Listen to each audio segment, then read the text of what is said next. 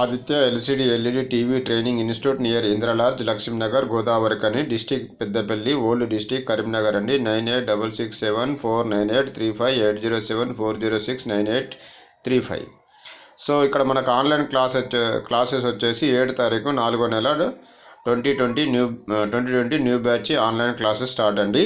మీరు 7 తారీఖు లోపు అమౌంట్ పే చేయగలరు 5000 రూపీస్ సార్.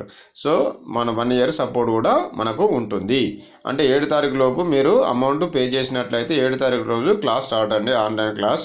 అదేవిధంగా మా దగ్గరికి వచ్చే వారికి 27/4/2020 న్యూ బ్యాచ్ స్టార్ట్ అండి. Booking your seat 4000. Total fees వచ్చేసి 8000 అండి. Food and accommodation free.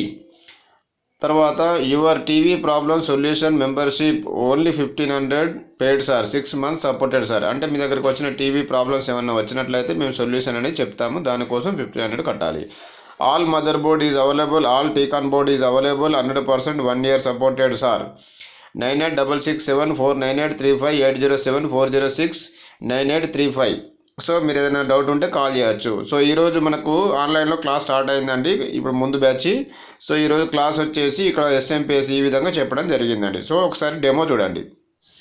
So మనకు ఇక్కడ smps సర్క్యూట్ ఎక్స్ప్లెయిన్ అండి. AC plus and AC minus ముందుగా మనకు బ్రిడ్జ్ రెక్టిఫైర్కు పోవడం జరుగుతుంటుంది. బ్రిడ్జ్ రెక్టిఫైర్ పోయిన తర్వాత ఒకటి ప్లస్ ఒకటి మైనస్ అనేది రావడం జరుగుతుంది. ఇది చూడండి, ఇక్కడ మైనస్ సింబల్ పెట్టాను, ఇది ప్లస్ సింబల్. మనకు ఇక్కడ ప్లస్ సింబల్ అది డైరెక్ట్గా మనకు కెపాసిటర్ పోతుంది, అక్కడ 300 వోల్టేజ్ అనేది రావడం జరుగుతుంటుంది.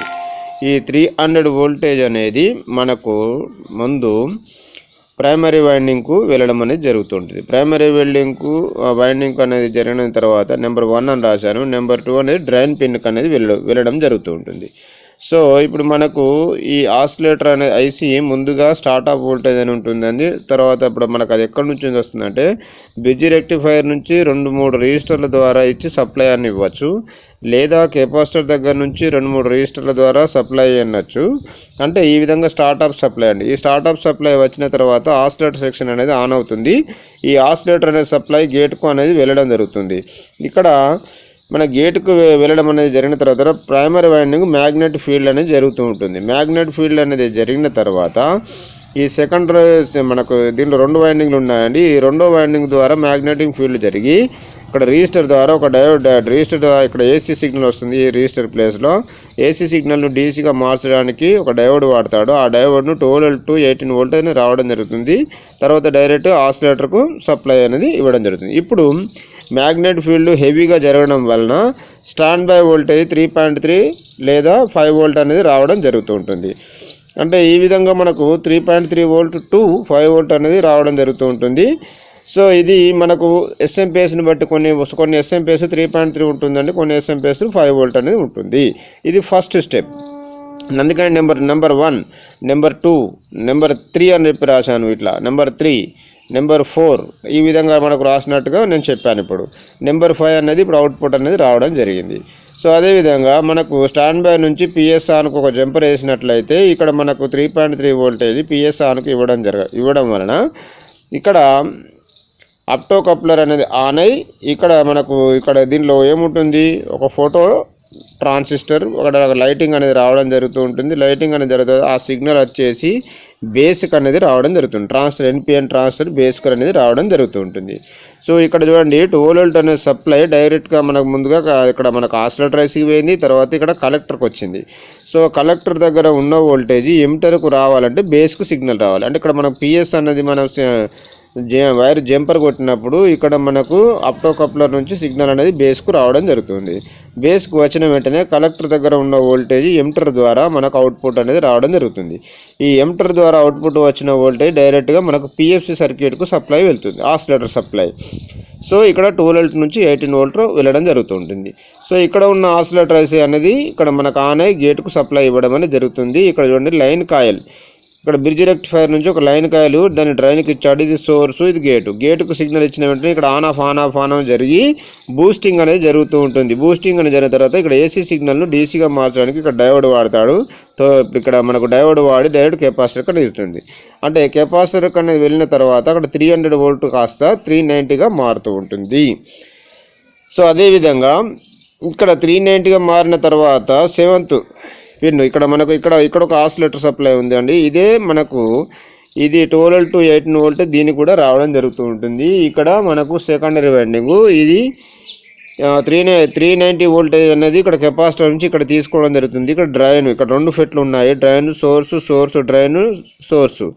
సో ఇక్కడ 2 ఫెట్లు ఉన్నాయి, ఇక్కడ 2 ఆసిలేటర్ ఐసీలు ఉండాలి, దాని బదులు ఒకటిగా ఇస్తాడు. ఇక్కడ 2 ఆసిలేటింగ్ అనేది జరుగుతుంటుంది. ఇది ఒకసారి ఆన్ ఆఫ్ జరుగుతూ ఉంటుంది. ఈ గేటుకు సిగ్నల్ వచ్చిన వెంటనే ఇక్కడ మనకు డ్రైన్ సోర్స్ మధ్యలో నుంచి వైండింగ్కు సప్లై వెళ్తుందండి. ఈ సప్లై వెళ్ళిన తర్వాత మ్యాగ్నెట్ ఫీల్డ్ అనేది జరిగి ఇక్కడ అవుట్పుట్ ఏసీగా పంపిస్తూ ఉంటుంది. ఏసీని డీసీగా మార్చడానికి ఒక డయోడ్ వాడి ఇక్కడ మనకు 12 వోల్ట్ తర్వాత 24 వోల్ట్ అనేది రావడం జరుగుతుంది. ఇది ఎస్ఎంపిఎస్. ఇక్కడ మనకి ఎస్ఎంపిఎస్ మనకు ఎక్కడెక్కడ ఫాల్ట్ ఉంది అని మనం చెప్పడానికి స్టాండ్ బైలో ఫాల్ట్ ఉంటే మనకు ముందు స్టెప్లన్నీ చెక్ చేయాలి. అంటే ఇక్కడ మనం బ్రిడ్జ్ రెక్టిఫైయర్ కాడ లేదా కెపాసిటర్ కాడ 300 వోల్టేజ్ ఉందా లేదా చెక్ చేయాలి, మాస్ఫెట్ బాగుందా లేదా చెక్ చేయాలి, ఆసిలేటర్ ఐసీ బాగుందా లేదా చెక్ చేయాలి. 3.3 లేదా 5 వోల్ట్ వచ్చినట్లయితే ఇవన్నీ కూడా ఓకే. అదేవిధంగా స్టాండ్ బై నుంచి పిఎస్ ఆన్కు జంపర్ వేసినప్పుడు ఇక్కడ మనకు పిఎస్ ఆన్ అనేది ముందు సప్లై వెళ్తుందండి. ఈ పిఎస్ ఆన్ అనే సప్లై వెళ్ళిన తర్వాత ఇక్కడ పిఎస్ ఐసీ ఆసిలేటర్ ఐసీ బాగున్నట్లయితే గేటుకు సప్లై వెళ్తుంది. ఇక్కడ చూడండి లైన్ కాయిల్ ద్వారా ఇక్కడ మనకు డైరెక్ట్ మెయిన్ సప్లై 300 వోల్ట్ ఇక్కడ రావడం జరుగుతూ ఉంటుంది. సో ఇక్కడ ఇది ఆన్ ఆఫ్ అనేది బూస్టింగ్ జరిగిన తర్వాత డయోడ్ ద్వారా ఏసీ సిగ్నల్ డీసీగా మార్చి ఇక్కడ 390 వోల్టేజ్గా రావడం జరుగుతుంటుంది. ఇక్కడ 390 వోల్టేజ్ వచ్చినట్లయితే పిఎఫ్సి సర్క్యూట్ ఓకే అండి. అది ఎప్పుడు మనం ఎలాగ తెలుసుకోవాలంటే ఇక్కడ ఉన్న 2 ఫెట్లు తీసేయాలి. నేను ముందుగా ఈ 2 ఫెట్లు తీసేసి మనం చెక్ చేసినప్పుడు 390 వోల్టేజ్ వచ్చిందంటే మనం పిఎఫ్సి సర్క్యూట్ను ముట్టుకోవాల్సిన పని లేదు. అంటే ఇక్కడే ఫాల్ట్ ఉంది, ఈ 2 ఫెట్లలో ఏదో ఒకటి పోతుంది లేదా ఆసిలేటర్ ఐసీ అనేది వెళ్ళడం జరుగుతుంది. అంటే ఇక్కడ ఆసిలేటర్ ఐసీ అనేది పోవడం జరుగుతుంది. సో అదేవిధంగా ఇక్కడ 2 ఫెట్లో మనకి ఏమైనా ఫెయిల్యూర్ ఉంటే వేసుకోవాలి, లేదంటే ఆసిలేటర్ ఐసీ ఫెయిల్ అయినా ఏది వేసుకోవాలి. ఇక్కడ మనకు ఆసిలేటర్ ఐసీ ఇక్కడ ఫెట్లు బాగున్నట్లయితే 12 to 24 వోల్ట్ రావడం జరుగుతుంది. అంటే ముందుగా మన స్టాండ్ బై వోల్టేజ్ వస్తే ఇక్కడ 2 ఫెట్లు తీసేసి పిఎఫ్సి సర్క్యూట్ సప్లై బాగుంటుంది కనుక ఆటోమేటిక్గా మనకి ఇక్కడ సప్లై వెళ్ళి 390 వోల్టేజ్గా మారుతుంటుంది. ఇక్కడ పిఎఫ్సి సర్క్యూట్ ఈ విధంగా మనం చెక్ చేసుకోవచ్చు. ఓకేనా సార్? ఓకే, మీకు ఏమైనా డౌట్స్ ఉంటే నాకు ఫోన్ చేయగలరు.